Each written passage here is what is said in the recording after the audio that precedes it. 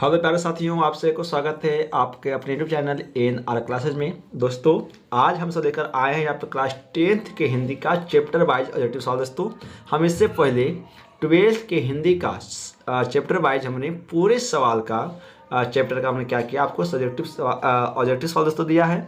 हम सब अब यहाँ पे क्या करेंगे, बारी बारी से क्लास 10th के बच्चों के लिए हिंदी के प्रत्येक चैप्टर का हम ऑब्जेक्टिव सवाल देंगे दोस्तों, और इसके बाद में हम आपको SST का भी सवाल साथ साथ में देते रहेंगे, ठीक है। और हाँ, अब क्या करने वाले हैं हम सब यहाँ पर मैथ लेकर आएंगे। क्वेश्चन बैंक में जितने भी क्वेश्चन बैंक का सवाल है जो अक्सर अभी दोस्तों ऐसे पूछा गया है, वो सवाल आपको कराएंगे, ठीक है। तो आप जुड़ना है दोस्तों चैनल के साथ, और अच्छा लगे तो लाइक शेयर सब्सक्राइब जरूर करेंगे, और आप अच्छे नंबर से दोस्तों पास करें, ये हम सब का प्रयास यही रहेगा, ठीक है। तो चलिए हम सब मेरे प्यारे साथियों से सवाल लगाते हैं। पहला चैप्टर का नाम है श्रम विभाजन और जाति प्रथा। सबसे पहले बात दोस्तों बता देते हैं कि श्रम विभाजन और जाति प्रथा के पाठ के जो लेखक हैं वो अपने बाबा साहब यानी भीमराव अंबेडकर हैं, ठीक है। इतना दोस्तों को पता होना चाहिए। चलिए सवाल लगाते हैं। सवाल दोस्तों स्क्रीन के सामने दिया गया है, आप यदि पता रहेगा आंसर तो आप उसको कमेंट जरूर करेंगे, ठीक है। सवाल नंबर 1 है कि श्रम विभाजन और जाति प्रथा पाठ बाबा साहब के किस भाषण का संपादित अंश है दोस्तों? तो एनिहेलेशन ऑफ कास्ट, एक का सी सही होगा। एक का दोस्तों क्या सही है जी? एक का यहाँ पे सी सही होगा, ठीक है। सवाल 2 है कि श्रम विभाजन और जाति प्रथा के लेखक हैं, तो भीमराव अंबेडकर, ऑप्शन बी सही है। सवाल 3 है कि भीमराव अंबेडकर का जन्म कब हुआ? तो 14 अप्रैल 1891 में दोस्तों, बी सही होगा। सवाल 4 है कि डॉक्टर अंबेडकर का जन्म किस राज्य में हुआ है? तो महू मध्य प्रदेश, ऑप्शन बी सही होगा, ठीक है। दोस्तों आपको आंसर पता होगा ना तो कमेंट जरूर करेंगे एक बार, ठीक है। यदि दोस्तों आपको पता होगा आंसर, ठीक है, तो एक बार उसका पता करेंगे, ठीक है। चलिए सवाल 5 की बात करें। सवाल दोस्तों 5 है कि भीमराव अंबेडकर की मृत्यु कब हुई? भीमराव अंबेडकर की दोस्तों मृत्यु कब हुआ? तो इसका जो सही आंसर है दिसंबर 1956 ईस्वी में, ऑप्शन बी सही होगा। ऑप्शन बी सही है, ठीक है। ऑप्शन क्या है दोस्तों? यहाँ पे बी सही होगा।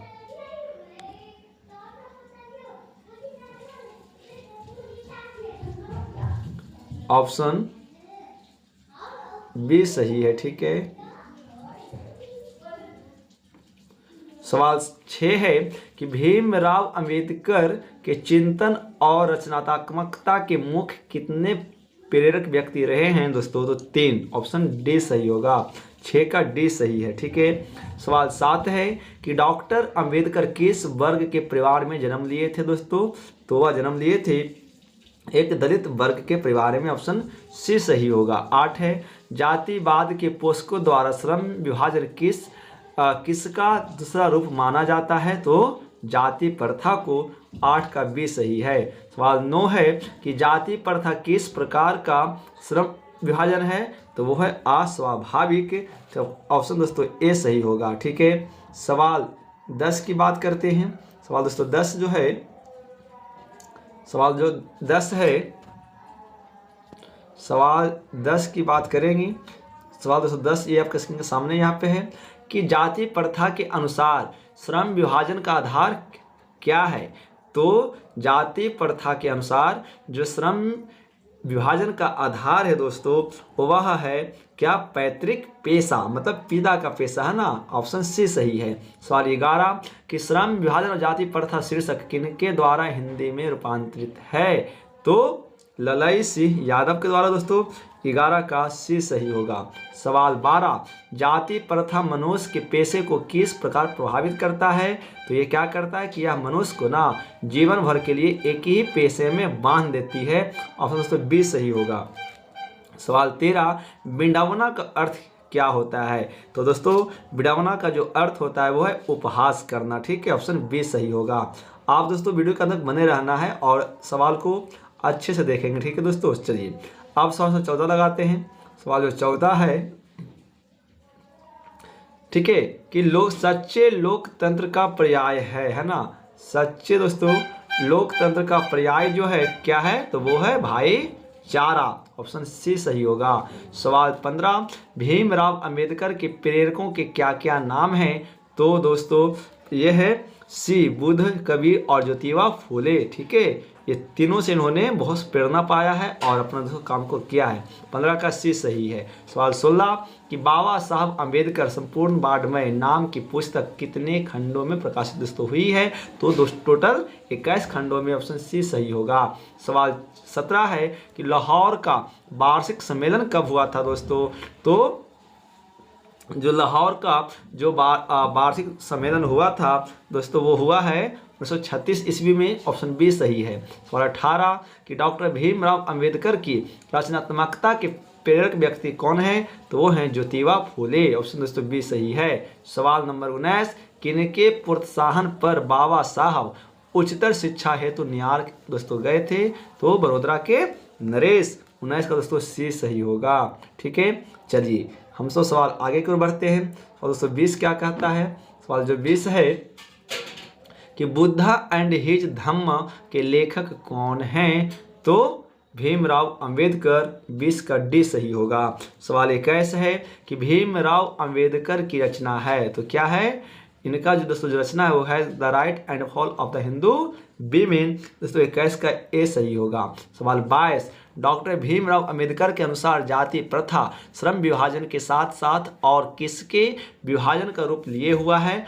तो वो दोस्तों साथ साथ में क्या लिया हुआ कि श्रमिक विभाजन का भी लिया हुआ है। 22 का ए सही होगा। सवाल 23 है कि भारत की जाति प्रथा की विशेषता है क्या? तो दोस्तों जो भारत की जो जाति प्रथा की जो विशेषता रहा है वह है कि यह श्रमिकों का अस्वाभाविक विभाजन है ना। ऑप्शन ए सही होगा बोलेंगे तो। सवाल नंबर दोस्तों हम यहाँ पे 24 की बात करने वाले हैं। सवाल 24 है कि जाति प्रथा स्वाभाविक श्रम विभाजन नहीं है क्योंकि दोस्तों यह मनुष्य की रुचि पर आधारित नहीं है। ऑप्शन डी सही होगा। ठीक है। सवाल 25 है कि लेखक आज के उद्योगों में गरीबी और उत्पीड़न से भी बड़ी समस्या किसे मानते हैं? तो दोस्तों वो मानते हैं क्या कि निर्धारित कार्य को अरुचि के साथ व्यवस्था बस करना जो है ये गरीबी और उत्पीड़न से भी बहुत बड़ी समस्या है। ऑप्शन दोस्तों ए सही है मेरे सभी ललीपोप। सवाल 26 है कि कौन सी व्यवस्था मनुष्य के प्रशिक्षण अथवा उसकी निजी क्षमता का विचार किए बिना ही उसका पेशा निर्धारित कर देती है? तो दोस्तों वो है जाति व्यवस्था। ऑप्शन ए सही होगा। मेरे प्यारे साथियों आप सवाल आगे को बढ़ेंगे। सवाल 27 की बात करते हैं। सवाल 27 दोस्तों जो है ना, सवाल 27 जो है दोस्तों क्या कि आधुनिक मनु कहा गया है? तो आधुनिक दोस्तों मनु किसे कहा गया है? तो भीमराव अंबेडकर को दोस्तों है ना। यहाँ पे 27 का डी सही होगा। सवाल 28 की बात करेंगे दोस्तों। सवाल जो 28 जो हमारा है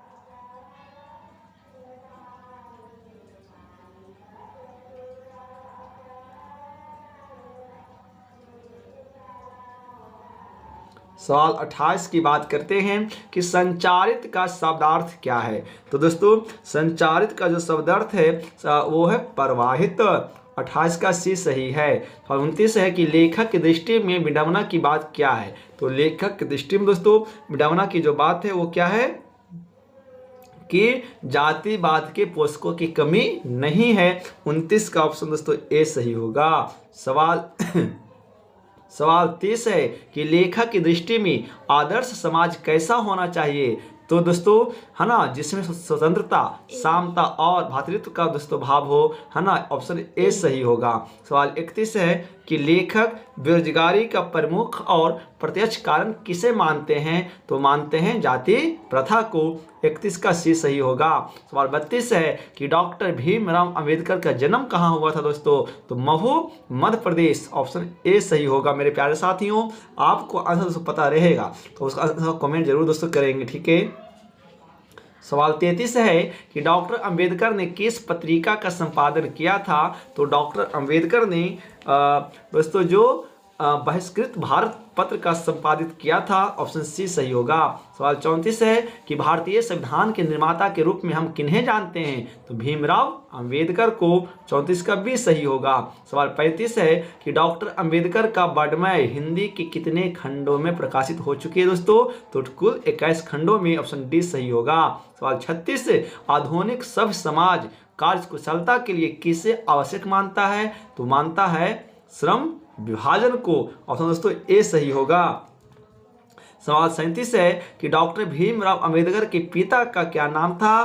तो दोस्तों डॉक्टर भीमराव अंबेडकर के जो पिता का नाम था वो नाम था रामजी सकपाल। ऑप्शन बी सही होगा दोस्तों। ठीक है, आपको बहुत इंपॉर्टेंट हम आपको सवाल दोस्तों दे रहे हैं, आपको प्रत्येक सवाल का आंसर याद रखना है। सवाल 38 है कि डॉक्टर भीमराव अंबेडकर की माता का क्या नाम था? तो डॉक्टर भीमराव अंबेडकर के दोस्तों जो माता का नाम था वो था भीमाबाई। ऑप्शन डी सही है। सवाल 39 है कि डॉक्टर अंबेडकर ने PhD की उपाधि कब प्राप्त की थी?